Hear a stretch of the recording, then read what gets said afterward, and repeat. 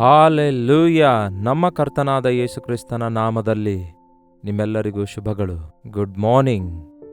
ಎಚ್ಚರಗೊಂಡಿದ್ದೀರಾ? ಹಾಗಾದರೆ ಬನ್ನಿ ದೇವರ ಮಾತು ಕೇಳಲು ಸಿದ್ಧರಾಗೋಣ. ಒಂದು ವೇಳೆ ನೀವು ಇತರ ದೇಶದಲ್ಲಿ ಇರೋದಾದರೆ ಇದು ನಿಮಗೆ ಉದಯ ಕಾಲದ ಸಮಯ ಇಲ್ಲದೇ ಇರಬಹುದು, ಯಾವುದೇ ಸಮಯ ಆಗಿರಬಹುದು. ಎಲ್ಲ ಸಮಯ ದೇವರ ವಾಕ್ಯ ಧ್ಯಾನಿಸಲು ಅನುಕೂಲವಾಗಿದೆ. Good evening, good afternoon, whatever time may be. ಯೇಸು ಕ್ರಿಸ್ತನನ್ನು ಸೂರ್ಯೋದಯದಿಂದ ಸೂರ್ಯಾಸ್ತಮನದವರೆಗೂ ನಾವು ಆರಾಧಿಸಬೇಕು, ಸ್ತುತಿಸಬೇಕು ಎಂಬುದಾಗಿ ನಾವು ಕಲಿತಿದ್ದೇವಲ್ಲವೇ? ಬನ್ನಿ ಹಾಗಾದರೆ ಈ ದಿನ ದೇವರ ವಾಕ್ಯದೊಂದಿಗೆ ನಾವು ಬಲಗೊಳ್ಳೋಣ. ಪರಿಶುದ್ಧ ದೇವರೇ, ಪ್ರೀತಿಯುಳ್ಳ ತಂದೆಯೇ, ನಿಮ್ಮ ಮಾತುಗಳು ನಮಗೆ ಆಧ್ಯಾತ್ಮಿಕವಾಗಿ ಎಷ್ಟೋ ಬಲಗೊಳಿಸುವಂಥವುಗಳಾಗಿರೋದ್ರಿಂದ ನಮ್ಮೊಂದಿಗೆ ಮಾತಾಡಿರೆಂದು ಕ್ರಿಸ್ತನ ನಾಮದಲ್ಲಿ ಬೇಡುತ್ತೇನೆ ತಂದೆಯೇ, ಆಮೇನ್. ಚೆನ್ನಾಗಿದ್ದೀರಾ ಪ್ರಿಯರೇ? ಸಂತೋಷವಾಗಿ ಎಚ್ಚರಗೊಂಡಿದ್ದೀರಾ? ಒಂದಲ್ಲ ಒಂದು ಕೊರತೆ ನಮ್ಮನ್ನು ಕಾಡಿಸಿ ಪೀಡಿಸುತ್ತಲೇ ಇರುತ್ತೆ. ಈ ದಿನ ಒಂದು ಕೊರತೆ, ಇವತ್ತು ಇದಿದ್ರೆ ನಾಳೆ ಅದು ಇರಲ್ಲ, ಅದು ಇದ್ರೆ ಇದು ಇರಲ್ಲ. ಎಲ್ಲ ಇದ್ರೆ ನಾಳೆ ಹೇಗೆ, ನಾಳೆ ಇದ್ರೆ ನಾಡಿದ್ದು ಹೇಗೆ, ನಾಡಿದ್ದು ಇದ್ರೆ 10 ದಿನ ಇದ್ರೆ 1 ತಿಂಗಳಷ್ಟಿದ್ರೆ, ಕೆಲವು ವರ್ಷಗಳ ನಂತರ ಹೇಗೆ, ವೃದ್ಧಾಪ್ಯದಲ್ಲಿ ಹೇಗೆ, ರಿಟೈರ್ಮೆಂಟ್ ಆದ ನಂತರ ಹೇಗೆ ಎಂಬುದಾಗಿ ಎಷ್ಟೋ ಜನ ಒಂದು ಆತುರತೆಯಲ್ಲಿದ್ದಾರೆ. ಅವರು ತಮ್ಮನ್ನು ತಾವು ಸೆಕ್ಯೂರ್ ಮಾಡಿಕೊಳ್ಳುವುದಕ್ಕಾಗಿ ಎಷ್ಟೋ ತಮ್ಮ ಜೀವನ ವಿಮಾಗಳನ್ನು ಕಟ್ಟಿಕೊಳ್ತಿದ್ದಾರೆ, ದುಡ್ಡು ಉಳಿತಾಯ ಮಾಡಿಕೊಳ್ತಿದ್ದಾರೆ ಮತ್ತು ಪ್ಲಾನ್ ಮಾಡಿಕೊಳ್ತಿದ್ದಾರೆ. ಒಳ್ಳೆಯದೇ, ಪ್ಲಾನಿಂಗ್ ಈಸ್ ಗುಡ್. ಬಟ್ ದೇವರ ಚಿತ್ತದಲ್ಲಿ, ದೇವರ ಪ್ರಣಾಳಿಕೆಯಲ್ಲಿ ನೀವಿದ್ದೀರೋ ಇಲ್ಲವೋ ಎನ್ನುವುದು ಮಾತ್ರ ಬಹಳ ಪ್ರಾಮುಖ್ಯವಾಗಿದೆ. ದೇವರಿಲ್ಲದಂತಹ ನಿಮ್ಮ ಪ್ಲಾನ್ಸ್ ಎಲ್ಲ ವೇಸ್ಟ್ ಪ್ರಿಯರೇ. ದೇವರು ಇಲ್ಲದಂತಹ ನಿಮ್ಮ ಆಲೋಚನೆಗಳೆಲ್ಲ ವ್ಯರ್ಥವೇ. ದೇವರೊಂದಿಗೆ ಸಂಪರ್ಕಿಸಿ ನೀವು ಚೆನ್ನಾಗಿ ಸಿದ್ಧರಾಗುವುದಾದರೆ ಅದೇ ನಿಮಗೆ ಎಷ್ಟೋ ಮೇಲು. ಒಂದು ಮಾತ್ರ ಜ್ಞಾಪಕದಲ್ಲಿಟ್ಕೊಳ್ರಿ, ಮೇಲಿಂದ ಮೇಲೆ ಎಷ್ಟಿದ್ರೂ ಕೂಡ ಒಂದಲ್ಲ ಒಂದು ಕೊರತೆ ಇದ್ದೇ ಇರುತ್ತೆ. ನಿಮಗೆ ಗೊತ್ತಲ್ಲವೇ? ಎಲ್ಲ ಇದ್ರೂ ಕೂಡ ಯಾವುದೋ ಒಂದು ಕೊರತೆ ಕಾಣಿಸಿಕೊಳ್ಳುವಂಥದ್ದು ಇಲ್ಲವೇ ಕೊರತೆ ಇರುವಂಥದ್ದನ್ನು ನೀವು ಗಮನಿಸಿದ್ದೀರಲ್ಲವೇ? ಒಂದು ನೆನಪಿನಲ್ಲಿಟ್ಕೊಳ್ಳಿ, ಎಷ್ಟೇ ಇದ್ರೂ ಕೂಡ ಯೇಸು ಕ್ರಿಸ್ತನ ಸನ್ನಿಧಿ ನಮಗಿಲ್ಲದಿದ್ದರೆ, ಆತನ ಕೃಪೆ ನಮಗಿಲ್ಲದಿದ್ದರೆ, ಆತನಲ್ಲಿ ನಮಗೆ ನಂಬಿಕೆ ಇಲ್ಲದಿದ್ದರೆ ಯಾವಾಗಲೂ ನಮ್ಮ ಜೀವಿತ ಕೊರತೆಯಿಂದಲೇ ತುಂಬಿಕೊಂಡಿರುತ್ತೆ. ಕೆಲವೊಂದು ಸಾರಿ ಇಲ್ಲ ಎಂಬ ಬಾಧೆ, ಕೆಲವೊಂದು ಸಾರಿ ಇದ್ರೂ ಸಾಕಾಗಲ್ಲ ಎಂಬ ಬಾಧೆ. ಹೌದಲ್ಲವೇ? ನನ್ನ ಹತ್ರ ಇದೆ, ಆದರೆ ಇದು ಸಾಕಾಗ್ತಿಲ್ಲ. 5,000 ಜನ ಬರೀ ಪುರುಷರು, ಅನಂತರ ಸ್ತ್ರೀಯರು, ಮಕ್ಕಳು ಇರುವ ದೊಡ್ಡ ಜನಸಮೂಹಕ್ಕೆ ಊಟ ಬಡಿಸಿರಿ ಅನ್ನುತ್ತಾರೆ ಶಿಷ್ಯರಿಗೆ ಯೇಸು. ಆಮೇಲೆ ಶಿಷ್ಯರು ಲೆಕ್ಕಾಚಾರ ಹಾಕಿ, ಇದಕ್ಕೆ ಇಷ್ಟು ದುಡ್ಡು ಬೇಕಾಗ್ತದೆ, ಇಷ್ಟು ದುಡ್ಡಿದ್ರೂ ಕೂಡ ಸುತ್ತಮುತ್ತಲು ಕೊಂಡ್ಕೊಂಡು ಬರುವುದಕ್ಕೆ ಯಾವುದು ಅವಕಾಶವೇ ಇಲ್ಲ, ಯಾವ ಶಾಪ್ಸ್ ಇಲ್ಲ, ಇದು ಹೇಗೆ ಸಾಧ್ಯ ಎಂದು ಒಬ್ರು ಹೇಳ್ತಾ ಇದ್ರೆ, ಆಂದ್ರಿಯ ಬಂದು ಹೇಳ್ತಾನೆ, ಈಗ ಒಬ್ಬ ಹುಡುಗನ ಹತ್ತಿರ 5 ರೊಟ್ಟಿ 2 ಮೀನುಗಳಿವೆ, ಆದರೆ ಇವು ಎಷ್ಟರ ಮಟ್ಟಿಗೆ ಸಾಕಾಗುತ್ತವೆ ಎಂಬುದಾಗಿ ಕೂಡ ಹೇಳ್ತಾನೆ. ಕೇಳ್ತಾ ಇದ್ದೀರಾ? ಇದು ಇದ್ರೂ ಕೂಡ ಸ್ವಲ್ಪವೂ ಸಾಕಾಗುವುದೇ ಇಲ್ಲ ಎನ್ನುವಂಥ ಕೆಲವೊಂದು ಇವೆ, ಆದರೆ ಅವು ಹೇಗೆ ಸಾಕಾಗ್ತವೆ ಎಂಬ ಸಮಸ್ಯೆ ಮೇಲಿಂದ ಮೇಲೆ ಕಾಡುತ್ತೆ. ಯೇಸು ಹೇಳಿದ್ದಾರೆ, ನನ್ನ ಬಳಿಗೆ ತನ್ನಿರಿ ನಿಮ್ಮ ಸಮಸ್ಯೆಗಳನ್ನೆಲ್ಲ ಅನ್ನುತ್ತಾರೆ. ಸರಿ, ಸಾಕಾಗಲ್ಲ ಅನ್ನುತ್ತಾ ಇದ್ದೀರಲ್ಲವೇ? ಇರೋದು ನನ್ನ ಹತ್ರ ತನ್ನಿರಿ ಅನ್ನುತ್ತಾ ಇದ್ದಾರೆ. ವಿಧವೆ ಹೇಳ್ತಾಳೆ, ನನ್ನ ಗಂಡ ಸಾಲ ಮಾಡಿ ಸತ್ತು ಹೋಗಿದ್ದಾನೆ, ನನ್ನ ಮಕ್ಕಳಿಗೆ ಸಾಲ ಕೊಟ್ಟವರು ಬಂದು ಎತ್ಕೊಂಡು ಹೋಗ್ಲಿಕ್ಕಿದ್ದಾರೆ, ನನಗೆ ಸಹಾಯ ಮಾಡು ಎಂದು ಆ ವಿಧವೆ ಎಲಿಷನ ಬಳಿಗೆ ಬಂದು ಕೇಳಿದಾಗ, ನಿನ್ನ ಹತ್ರ ಏನಿದೆ ಅಮ್ಮ ಎಂದು ಕೇಳ್ತಾನೆ. ನನ್ನ ಹತ್ರ ಏನಿದೆ ಸಾಲ ಬಿಟ್ರೆ? ಚೆನ್ನಾಗಿ ಆಲೋಚಿಸು ಅಂದಾಗ, ಸ್ವಲ್ಪ ಎಣ್ಣೆ ಇದೆ ಮಡಿಕೆಯಲ್ಲಿ ಅನ್ನುತ್ತಾಳೆ. ಆಯ್ತು ಸರಿ, ಅದನ್ನೇ ದೇವರು ಆಶೀರ್ವದಿಸ್ತಾರೆ ಅಂದ. ಇಲ್ಲ ಇಲ್ಲ ಅನ್ನದೇ ಇರುವುದನ್ನೇ ದೇವರ ಕೈಗೆ ಒಪ್ಪಿಸಿಕೊಟ್ಟು ನೋಡಿ, ಅವು ಸಾಕಾಗಿದ್ದಲ್ದೆ ಉಳಿತಾಯ ಕೂಡ ಆಗತ್ತೆ. ಅಷ್ಟು ಜನರು ತಿಂದು ತೃಪ್ತರಾದ ನಂತರ 12 ಬುಟ್ಟಿ ತುಂಬಿ ಉಳಿದುವಂದ್ರೆ ಅದು ಎಷ್ಟು ಅದ್ಭುತವಾಗಿದೆ ನೋಡಿ. ಹೇಗೆ ದೇವರು ಅವುಗಳನ್ನು ಅಭಿವೃದ್ಧಿಪಡಿಸಿದ್ರು, ಸಮೃದ್ಧಿಪಡಿಸಿದ್ರು ನೋಡಿ. ಆ ಮಡಿಕೆಯಲ್ಲಿ ಎಣ್ಣೆ ಸ್ವಲ್ಪವೇ ಇತ್ತು. ನೆರೆಯವರ ಪಾತ್ರೆಯಲ್ಲಿ ತಂದು ಅದನ್ನು ಹೊಯ್ಯೊಂದಾಗ ಇನ್ನು ಪಾತ್ರೆಗಳೇ ಇಲ್ಲ ಎಂದು ಹೇಳುವಷ್ಟರ ಮಟ್ಟಿಗೆ ಎಣ್ಣೆ ಊರಲ್ಲಿರುವ ಎಲ್ಲರ ಪಾತ್ರೆ ತಂದರೂ ಕೂಡ ಆ ಎಲ್ಲಾ ಪಾತ್ರೆಗಳು ತುಂಬಿ ತುಳುಕುವಂತೆ ಆ ಸ್ವಲ್ಪ ಎಣ್ಣೆ ಹೇಗೆ ಜಾಸ್ತಿ ಆಯಿತು? ಅಬ್ಬಾ, ಹೇಳಬೇಕಾದರೆ ದೇವರ ಅದ್ಭುತ ಕಾರ್ಯಗಳು ಎಷ್ಟೋ ದೊಡ್ಡದಾಗಿವೆ, ನಾವೇ ನಂಬುತ್ತಾ ಇಲ್ಲ. ಒಬ್ಬ ವಿಧವೆಗೆ ತಿನ್ನಲು 1 ರೊಟ್ಟಿ ಕೊಡು ಎಂದು ಆ ಎಲಿಯನ್ನು ಕೇಳಿದಾಗ, ಇಲ್ಲ ಅಯ್ಯ, ನನ್ನ ಹತ್ರವೇ ಸ್ವಲ್ಪ ಇದೆ, ಏನೋ ಸ್ವಲ್ಪ ಹಿಟ್ಟು ಸ್ವಲ್ಪ ಎಣ್ಣೆ ಇದೆ, ಒಂದು ರೊಟ್ಟಿ ಮಾಡಿಕೊಂಡು ನಾನು ಮಗ ನಾವು ತಿಂದು ಸಾಯೋಣ ಅಂದ್ಕೊಳ್ತಾ ಇದ್ದೇವೆ ಈ ಬರಗಾಲದಲ್ಲಿ ಅಂದಾಗ ಮೊದಲ ರೊಟ್ಟಿ ನನಗೆ ತಂದು ಕೊಡು ಎಂದು ಹೇಳ್ತಾನೆ. ಆಕೆ ಹಾಗೇ ತಂದುಕೊಟ್ಟಾಗ ಇಡೀ ಬರಗಾಲದಲ್ಲೆಲ್ಲ ಮೊಗೆಯಲ್ಲಿ ಎಣ್ಣೆ ಮುಗಿದು ಹೋಗಲಿಲ್ಲ, ಇಡೀ ಹಿಟ್ಟು ಖಾಲಿಯಾಗಲಿಲ್ಲ. ಹೇಗೆ? 3.5 ವರ್ಷ ಮಳೆ ಸುರಿಯುವುದಿಲ್ಲ, ಬರಗಾಲ ಭಯಂಕರವಾಗಿರುತ್ತೆ ಎಂದು ಪ್ರವಾದಿಸು ಎಲಿಯಾ, ನೀನು ಹೋಗಿ ಕೆರೆತ್ ಹಳ್ಳದ ಹತ್ತಿರ ಕೂತ್ಕೋ. ಅಂದರೆ ಕೆರೆತ್ ಹಳ್ಳದಲ್ಲಿ ಕೂತ್ಕೊಂಡ್ರೆ ಊರಿನಲ್ಲೆಲ್ಲ ಬರಗಾಲ ಬಂದ್ರೆ ಮತ್ತೆ ನನ್ನ ಸಂಗತಿ ಏನು ಅಂದ್ಕೊಂಡಿರ್ತಾನಲ್ಲವೇ? ನಿನಗೆ ಕಾಗೆಗಳ ಗುಂಪಿಗೆ, ಕಾಗೆಗಳ ಸಮೂಹಕ್ಕೆ ಆಜ್ಞಾಪಿಸಿದ್ದೇನೆ, ಅವು ನಿನಗೆ ಆಹಾರ ತಂದು ಕೊಡ್ತವೆ ಎಂದು ಹೇಳಿದಾಗ ನಂಬಲು ಸಾಧ್ಯವಾಗ್ತದೋ? ಅದ್ಭುತವಾಗಿ ಅವನು ಕೂತಿರುವ ಕೆರೆತ್ ಹಳ್ಳದ ಬಳಿಗೆ ಒಂದು ಹಳ್ಳ ಅಲ್ಲಿ ಹರಿಯುವುದು, ಆ ನಂತರ ಉದಯದಲ್ಲಿ ಸಾಯಂಕಾಲದಲ್ಲಿ ಫ್ರೆಶ್ ಆಗಿ ಆ ಕಾಗೆಗಳು ರೊಟ್ಟಿ ಮಾಂಸ ತಂದು ಕೊಡುವುದು ಅವನ ಜೀವಿತದಲ್ಲಿ ಊಹಿಸಲಾರದಂತಹ ಅದ್ಭುತವಾಗಿತ್ತು. ಅದನ್ನು ಕೇಳುತ್ತಿರುವಾಗ ನಮಗೆ ಅದು ಇನ್ನೂ ಅದ್ಭುತವಾಗಿಯೇ ಕಾಣಿಸುತ್ತೆ. ಇಷ್ಟೊಂದು ಬೈಬಲ್ನಲ್ಲಿರುವ ಸಂಗತಿಗಳನ್ನು ನಾವು ಅರಿತುಕೊಂಡಿದ್ರೂ ಕೂಡ, ಇಷ್ಟೆಲ್ಲ ತಿಳ್ಕೊಂಡ್ರೂ ಕೂಡ ನಮ್ಮ ವಿಷಯಕ್ಕೆ ಬರೋಷ್ಟೊತ್ತಿಗೆ ನನಗೆ ಯಾರಿದ್ದಾರೆ, ನನಗೆ ಯಾರು ಕೊಡ್ತಾರೆ, ನನಗೇನಿದೆ, ನನಗೇನು ಸಾಕಾಗುತ್ತೆ, ನನ್ನ ಸಂಬಳ ಸಾಕಾಗ್ತಾ ಇಲ್ಲ, ನನ್ನ ಆದಾಯ ಸಾಕಾಗ್ತಾ ಇಲ್ಲ, ನನಗೆ ಯಾರೂ ಕೊಡ್ತಾ ಇಲ್ಲ, ನನಗೆ ಯಾರೂ ಲಕ್ಷಿಸ್ತಾ ಇಲ್ಲ, ನನ್ನ ಜೊತೆ ಯಾರೂ ಇಲ್ಲ ಎಂದು ಹೀಗೆ ಪ್ರತಿಯೊಂದಕ್ಕೂ ದಿಗಿಲು ಪಡ್ತಿದ್ದೇವೆ. ಏನ್ ಮಾಡಬೇಕಾದರೂ ಸಾಲ ಮಾಡೋದೇ ಮಾರ್ಗ ಅಂದುಕೊಂಡಂತೆ ಈ ದಿನ ಪ್ರತಿ ಮಾನವರಿರೋದು ಬಹಳ ವಿಚಿತ್ರವಾಗ್ಬಿಟ್ಟಿದೆ. ಯೇಸುವನ್ನು ದೃಷ್ಟಿಸಿ ನೋಡೋದ್ರ ಬದಲಿಗೆ ಸಾಲ ಕೊಡುವವರನ್ನು ದೃಷ್ಟಿಸಿ ನೋಡ್ತಿದ್ದಾರೆ. ಅವರೇನಾದರೂ ಸುಮ್ಮನೆ ಕೊಡ್ತಿದ್ದಾರೋ? ಬಡ್ಡಿ ಸಮೇತ ಗುಂಜಿಕೊಳ್ತಾ ಇದ್ದಾರಲ್ಲವೋ? ಧಾರಾಳವಾಗಿ ಕೊಡುವ ದೇವರು ನಮಗಿರುವಾಗ ಆತನನ್ನು ನಂಬದೆ ಮನುಷ್ಯರನ್ನು ನಂಬೋದು ಯಾಕೆ ಬೇಕು?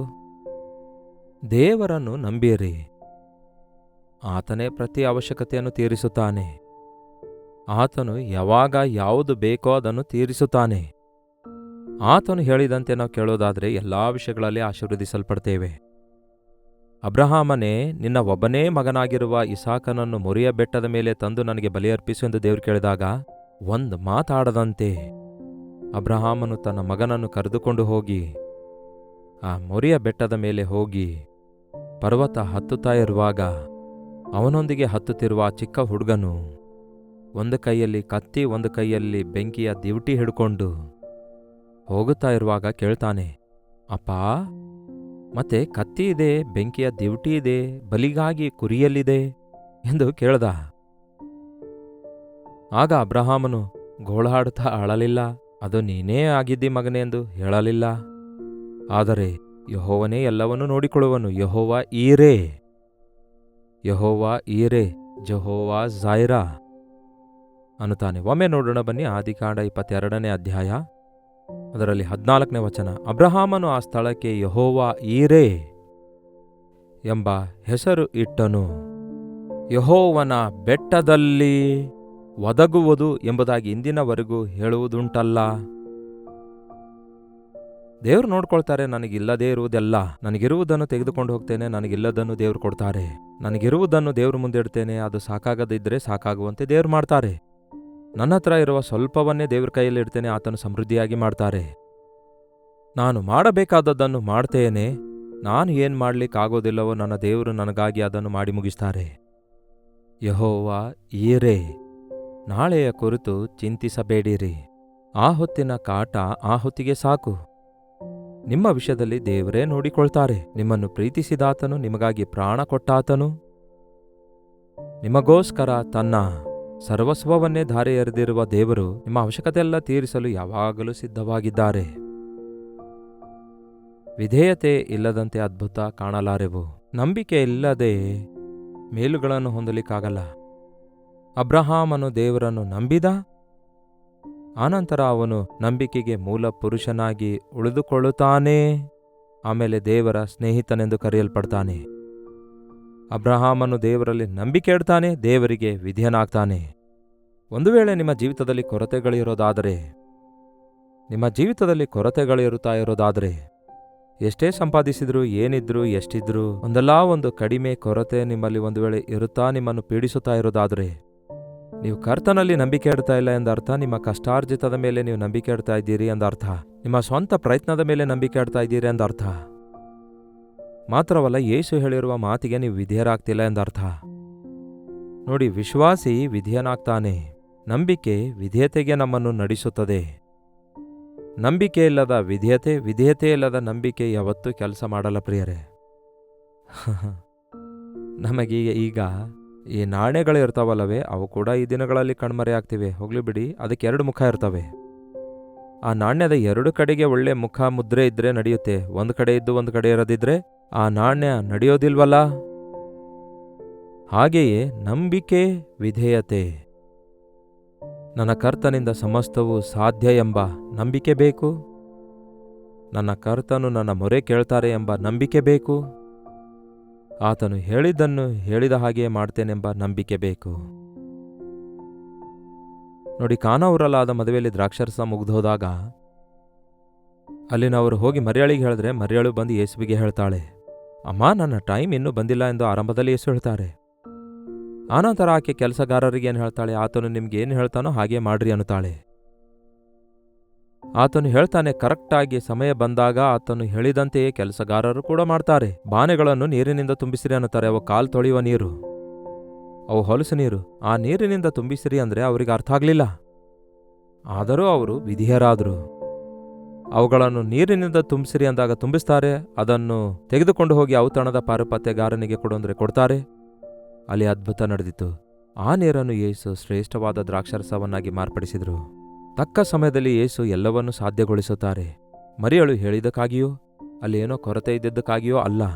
ಆತನು ಮಾಡಬೇಕಾದದ್ದನ್ನು ತಕ್ಕ ಸಮಯದಲ್ಲಿ ಮಾಡೇ ಮಾಡ್ತಾನೆ. ನಂಬಿಕೆ ಇಡಿರಿ. ಯೇಸುವಿನಲ್ಲಿ ನಂಬಿಕೆ ಇಡೋದಾದರೆ ನಾಳಿನ ಕುರಿತು ಚಿಂತೆ ನಮಗಿರಲ್ಲ. ಯೆಹೋವನು ನನಗೆ ಕುರುಬನು, ನನಗೆ ಕೊರತೆ ಇಲ್ಲ, ಯಾವ ಕೊರತೆ ಇರೋದಿಲ್ಲ. ಈ ದಿನ ಪ್ರತಿಯೊಂದನ್ನು ನಾವು ನೇರವಾಗಿ ನೋಡಬೇಕೆಂದು, ನೇರವಾಗಿ ಹೊಂದಿಕೊಳ್ಳಬೇಕೆಂದು, ಕೂಡಿಸಿಕೊಳ್ಳಬೇಕೆಂದು, ಮುಚ್ಚಿಟ್ಕೊಳ್ಬೇಕೆಂದು ಪ್ರಯತ್ನಿಸ್ತಿದ್ದೇವೆ ಹೊರತು ನಿಮ್ಮ ಪ್ರತಿ ಅವಶ್ಯಕತೆ ತೀರಿಸಬಲ್ಲಂತಹ ಕರ್ತನು ನಿಮಗಿದ್ದಾನೆಂದು ಮರೆಯಬೇಡಿ. ಆತನು ತನ್ನ ಪರಲೋಕದ ಐಶ್ವರ್ಯದ ಮೇರೆಗೆ ನಿಮಗೇನು ಬೇಕೋ ಅದನ್ನು ನಿಮಗೆ ಒದಗಿಸಿಕೊಡ್ತಾನೆಂಬ ಸಂಗತಿ ಗುರುತಿಸಬೇಕು. ಯೇಸು ಹೇಳಿದ್ದಾರೆ, ನನ್ನ ನೀತಿಯನ್ನು, ರಾಜ್ಯವನ್ನು ಮೊದಲು ಹುಡುಕಿರಿ ಅಂದಿದ್ದಾರೆ. ಏನು ತಿನ್ನೋಣ, ಏನು ಕುಡಿಯೋಣ, ಏನು ಧರಿಸೋಣ ಎಂಬುದರ ಕುರಿತು ಚಿಂತಿಸಬೇಡಿರಿ. ನನ್ನ ನೀತಿಯನ್ನು, ರಾಜ್ಯವನ್ನು ಮೊದಲು ಹುಡುಕಿರಿ, ಆಗ ಇವೆಲ್ಲ ನಿಮಗೆ ಅನುಗ್ರಹಿಸಲ್ಪಡ್ತವೆ. ಯಶ್, ನೀವು ಮಾಡಬೇಕಾದ ಕೆಲಸ ನೀವು ಮಾಡಿರಿ. ನಿಮ್ಮ ಪರವಾಗಿ ದೇವರು ತನ್ನ ಕಾರ್ಯ ನಿರೂಪಿಸ್ತಾರೆ. ನೀತಿಗೆ ಮೀರಿ, ಆತನ ರಾಜ್ಯಕ್ಕೆ ಮೀರಿ, ಆತನ ಸನ್ನಿಧಿಯನ್ನು ಮೀರಿ, ಆತನ ಚಿತ್ತವನ್ನು ಮೀರಿ, ಆತನ ಮಾತನ್ನು ಮೀರಿ ಆತನಿಗಿಷ್ಟವಿಲ್ಲದ ಸ್ಥಳಗಳಿಗೆ ಹೋಗಬೇಡ್ರಿ. ಆತನಿಗಿಷ್ಟವಿಲ್ಲದ ಕೆಲಸ ಮಾಡಬೇಡ್ರಿ. ಆತನಿಗಿಷ್ಟವಿಲ್ಲದ ವಿಷಯಗಳಲ್ಲಿ ಒಪ್ಪಂದ ಮಾಡಿಕೊಳ್ಬೇಡ್ರಿ. ಆತನಿಗೆ ಇಷ್ಟವಿಲ್ಲದ, ಆತನ ವಾಕ್ಯಕ್ಕೆ ವಿರುದ್ಧವಾಗಿರುವ ಕಾರ್ಯಗಳೊಂದಿಗೆ ನೀವು ಐಕ್ಯಗೊಳ್ಳಲಾರದಂತೆ ನನ್ನ ದೇವರು ನನಗೆ ಅದ್ಭುತ ಮಾಡ್ತಾರೆ ಎಂದು ನೀವು ನಂಬುವುದಾದರೆ ಆತನು ನಿಮಗೆ ಏನು ಬೇಕಾದರೂ ಕೂಡ, ನಿಮ್ಮ ಆಹಾರವಾಗಲಿ, ನಿಮ್ಮ ಪಾನವಾಗಲಿ, ನಿಮ್ಮ ವಸ್ತ್ರವಾಗಲಿ, ನಿಮಗೆ ಯಾವ ಸಮಯಕ್ಕೆ ಯಾವುದು ಬೇಕೋ ಅದನ್ನು ನಿಮಗೆ ಒದಗಿಸಿಕೊಡ್ತಾರೆ. ನಾನು ಯಾವಾಗಲೂ ಹೇಳ್ತೇನೆ, ಎಷ್ಟೋ ಬೇಕಾದವುಗಳನ್ನು ಕೂಡಿಟ್ಕೊಳ್ಳೋದಕ್ಕಿಂತ ಯಾವಾಗ ಯಾವುದು ಬೇಕೋ ಅದನ್ನು ಹಾಗೇ ಪಡ್ಕೊಳ್ಳೋದು ಎಷ್ಟು ಚೆನ್ನಾಗಿರುತ್ತೆ ಗೊತ್ತಾ. ಇಂತಹ ಒಕೇಶನ್ಗೆ ಅಂತ ಬೀರುವ ತುಂಬ ಕೆಲವರು ಬಟ್ಟೆ ತಂದಿಟ್ಕೊಳ್ತಾರೆ. ಅದೇ ರೀತಿ ಅವರ ಲಾಕರ್ಸ್ ತುಂಬ ಎಲ್ಲ ಬಂಗಾರಿನ ಒಡವೆ ಇಟ್ಕೊಳ್ತಾರೆ. ಡಬ್ಬ ತುಂಬ ಆಹಾರ ಪದಾರ್ಥ ಇಟ್ಕೊಳ್ತಾರೆ. ಆದರೆ ಯಾವ ದಿನ ಯಾವ ವಿಟಮಿನೈಸ್ಡ್ ಫುಡ್ ತಿನ್ನಬೇಕೋ, ಯಾವ ದಿನ ಯಾವ ವಸ್ತ್ರ ಧರಿಸಬೇಕೋ, ಯಾವ ದಿನ ಹೇಗೆ ಇರಬೇಕು ಎನ್ನುವುದು ಮೇಲಿಂದ ಮೇಲೆ ಅವುಗಳನ್ನು ಯಾರೋ ತಂದುಕೊಟ್ಟಿದ್ದಾರೆ ಅಂದ್ಕೊಳ್ಳಿ. ಅದು ಎಷ್ಟು ಈಸಿಯಾಗಿರುತ್ತೆ, ಎಷ್ಟು ಸುಲಭ ಆಗಿರುತ್ತೆ ನೋಡಿ. ಅದಕ್ಕೆ ಭೂಲೋಕದಲ್ಲಿ ನೀವು ಆಸ್ತಿಯನ್ನು ಕೂಡಿಟ್ಕೊಳ್ಳಬೇಡಿರಿ. ಭೂಲೋಕದಲ್ಲಿ ಇರುವವುಗಳ ಮೇಲೆ ಮನಸ್ಸಿಡಬೇಡಿರಿ. ಆದರೆ ಮೇಲಿನವುಗಳನ್ನೇ ಹುಡುಕಿರಿ, ಆಗ ನಿಮಗಿವೆಲ್ಲ ಅನುಗ್ರಹಿಸಲ್ಪಡ್ತವೆ. ಇಂದಿನಿಂದ ಜ್ಞಾಪಕದಲ್ಲಿಟ್ಕೊಳ್ಳಿ, ನನ್ನ ದೇವರು ಯೆಹೋವ ಈರೆಯಾಗಿದ್ದಾರೆಂದು. ನನ್ನ ದೇವರು ಜೆಹೋವ ಜಾಯಿರಾ. ಆತನೇ ನೋಡಿಕೊಳ್ತಾನೆ. ಇದು ಹೇಗೆ, ಅದು ಹೇಗೆ ಎಂಬ ಅನುಮಾನ ಬಂದಾಗ, ಭಯ ಅನಿಸುವಾಗ, ಬಾಧೆ ಅನಿಸುವಾಗ, ಕೊರತೆ ಬಂದಾಗ ಒಂದು ವಿಷಯ ನೆನಪಿಟ್ಕೊಳ್ಳಿ, ನನ್ನ ಕರ್ತನು ನೋಡಿಕೊಳ್ತಾರೆ, ನನ್ನ ದೇವರು ನೋಡಿಕೊಳ್ತಾರೆ. ಖಚಿತವಾಗಿಯೂ ನಿಮ್ಮ ನಂಬಿಕೆ ಆತನು ಭಂಗಪಡಿಸಲ್ಲ. ಖಚಿತವಾಗಿಯೂ ನಿಮ್ಮ ನಂಬಿಕೆಯ ಮೇರೆಗೆ ಆತನು ನಿಮ್ಮನ್ನು ಆಶೀರ್ವದಿಸ್ತಾರೆ. ಪ್ರಾರ್ಥನೆ. ಪರಿಶುದ್ಧ ದೇವರೇ, ಪ್ರೀತಿಯುಳ್ಳ ತಂದೆಯೇ, ಎಷ್ಟೋ ಸಾರಿ ದೇವರೇ ನಮ್ಮನ್ನು ನಾವು ನಂಬುತ್ತಾ, ಮನುಷ್ಯರನ್ನು ನಂಬುತ್ತಾ, ದುಡ್ಡನ್ನು ನಂಬುತ್ತಾ, ನಿಮ್ಮ ಮೇಲೆ ನಂಬಿಕೆ ಇಡದವರಾಗಿ ನಮ್ಮ ಕೈಯಲ್ಲಿರುವುದನ್ನು ನಿಮ್ಮ ಕೈಗೆ ಒಪ್ಪಿಸಿಕೊಡದೆ, ನಿಮ್ಮ ಚಿತ್ತ ಮಾಡದಂತೆ ನಮ್ಮ ಇಷ್ಟಾನುಸಾರವಾಗಿ ಪ್ರವರ್ತಿಸುತ್ತಾ ನಷ್ಟ ಹೋಗ್ತಿದ್ದೇವೆ ದೇವರೇ. ಈ ಸಮಯದಲ್ಲಿ ಯಾರ್ಯಾರು ಈಗಾಗಲೇ ಅವರು ತಮ್ಮ ಇಷ್ಟಾನುಸಾರವಾಗಿ ಹೋಗಿ ಸಾಲದಲ್ಲಿ, ನಷ್ಟದಲ್ಲಿ, ಕಷ್ಟದಲ್ಲಿ, ಶ್ರಮೆಗಳಲ್ಲಿದ್ದಾರೋ ಅಂಥವರನ್ನೆಲ್ಲ ಒಂದು ಸಾರಿ ದರ್ಶಿಸಿ, ನನ್ನ ದೇವರ ಮಾತಿಗೆ ನಾನು ವಿಧೇಯನಾಗ್ತೇನೆ, ನನ್ನ ದೇವರ ಚಿತ್ತ ನಾನು ಮಾಡ್ತೇನೆ, ನನ್ನ ದೇವರು ನನ್ನನ್ನು ನೋಡಿಕೊಳ್ತಾರೆ, ನನ್ನ ಅವಶ್ಯಕತೆಗಳೆಲ್ಲ ನೋಡಿಕೊಳ್ತಾರೆ, ನನ್ನ ಮಕ್ಕಳನ್ನು, ನನ್ನ ಕುಟುಂಬವನ್ನು ಪೋಷಿಸಿ ನನ್ನನ್ನು ಆತನು ಸಂರಕ್ಷಿಸುತ್ತಾನೆ ಎಂದು ನಂಬಿಕೆ ಇಡಲು ಸಹಾಯ ಮಾಡಿರಿ. ಯಾರ್ಯಾರು ಈ ಉದಯ ಕಾಲದಲ್ಲಿ ಈ ಪ್ರಾರ್ಥನೆಯಲ್ಲಿ ಐಕ್ಯವಾಗಿದ್ದಾರೋ ಈ ಕ್ಷಣವೇ ನಿಮ್ಮ ಸ್ಪರ್ಶ ಹೊಂದಿ ಇಂದಿನಿಂದ ಕೊರತೆಯಲ್ಲಿ, ಕಡಿಮೆಯಲ್ಲಿಯೂ ಸಮೃದ್ಧಿಯಾದ ಜೀವಿತ ಜೀವಿಸಲು ನಮಗೆ ಸಹಾಯ ಮಾಡಿರೆಂದು ಕ್ರಿಸ್ತನ ನಾಮದಲ್ಲಿ ಬೇಡುತ್ತೇನೆ ತಂದೆಯೇ, ಆಮೇನ್. ನಮ್ಮ ತಂದೆಯಾದ ದೇವರ ಪ್ರೀತಿಯು, ಮಗನಾಗಿರುವ ಕ್ರಿಸ್ತನ ಕೃಪೆಯೂ, ಆದರಣೆಕರ್ತನಾದ ಪವಿತ್ರಾತ್ಮನ ಸಹವಾಸವು ಕೂಡಿ ಬಂದಿರುವ ನಮ್ಮೆಲ್ಲರ ಸಂಗಡ ಇಂದಿಗೂ ಸದಾಕಾಲಕ್ಕೂ ನೆಲೆಯಾಗಿರಲಿ. ಆಮೇನ್. ದೇವರಿಗೆ ಸ್ತೋತ್ರ. ನಿಮ್ಮ ಪ್ರಾರ್ಥನಾ ಮನವಿಗಳನ್ನು 8939731313 ನಂಬರ್ಗೆ, ಇತರ ದೇಶದಿಂದ ವೀಕ್ಷಿಸುವುದಾದರೆ ಕೊಡಲ್ಪಟ್ಟ ಇದೇ ನಂಬರ್ಗೆ ಒಂದು ಟೆಕ್ಸ್ಟ್ ಇಲ್ಲವೇ ವಾಯ್ಸ್ ಮೆಸೇಜ್ ಮುಖಾಂತರ ವಾಟ್ಸಪ್ ಕಳಿಸಿಕೊಡಿರಿ ಎಂದು ದಿನಾಲೂ ಹೇಳ್ತಿದ್ದೇನೆ. ಕೆಲವರು ದಿನಾಲೂ ಹೊಸೊಬ್ಬರು ಜಾಯ್ನ್ ಆಗ್ತಿದ್ದಾರೆ, ಅವರಿಗೋಸ್ಕರ ಮತ್ತೆ ಮತ್ತೆ ಹೇಳಬೇಕಾಗ್ತಿದೆ. ನಿಮ್ಮ ಪ್ರಾರ್ಥನಾ ಮನವಿಗಳನ್ನು ತಿಳಿಯಪಡಿಸಿರಿ. ನಿಮಗೋಸ್ಕರ ನಾವು ಪ್ರಾರ್ಥಿಸ್ತಿದ್ದೇವೆ, ನೀವು ಕೂಡ ಪ್ರಾರ್ಥಿಸಿರಿ. ತಪ್ಪದೇ ದೇವರು ಉತ್ತರ ಕೊಡ್ತಾರೆ. ಡಾಕ್ಟರ್ ಜೆಪ್ಪಲ್ ಯೂಟ್ಯೂಬ್ ಚಾನಲ್ಗೆ ಸಬ್ಸ್ಕ್ರೈಬ್ ಮಾಡಿಕೊಳ್ಳಿರಿ, ಲೈಕ್ ಮಾಡಿರಿ, ಶೇರ್ ಮಾಡಿರಿ. ಆಧ್ಯಾತ್ಮಿಕವಾಗಿ ನೀವು ಬಲಗೊಳ್ಳುತ್ತಾ ಎಲ್ಲ ವಿಷಯದಲ್ಲಿ ನೀವು ಸಮೃದ್ಧಿಯನ್ನು, ದಿವ್ಯ ದಾನವನ್ನು ಹೊಂದಬೇಕೆಂದು ನಿಮಗೋಸ್ಕರ ಪ್ರಾರ್ಥಿಸ್ತೇನೆ. ಕರ್ತನ ಚಿತ್ತವಿರುವುದಾದರೆ ಮತ್ತೆ ನಾಳೆ ಇದೇ ಅನುದಿನದ ಧ್ಯಾನ ಎಂಬ ಕಾರ್ಯಕ್ರಮದಲ್ಲಿ ಮತ್ತೊಮ್ಮೆ ಭೇಟಿಯಾಗೋಣ. ದಯಮಾಡಿ ಪ್ರಾರ್ಥಿಸಿ. ಅತ್ಯಂತ ಶೀಘ್ರದಲ್ಲಿ ಕಲ್ವರಿ ದರ್ಶನ ಎಂಬ ಟಿವಿ ಕಾರ್ಯಕ್ರಮ ಕನ್ನಡದಲ್ಲಿ ಆರಂಭಿಸಲಿಕ್ಕಿದ್ದೇವೆ. ಅಲ್ಲಿವರೆಗೂ ದೇವರ ಮಹಾಕೃಪೆ ನಿಮ್ಮೆಲ್ಲರೊಂದಿಗಿರಲಿ.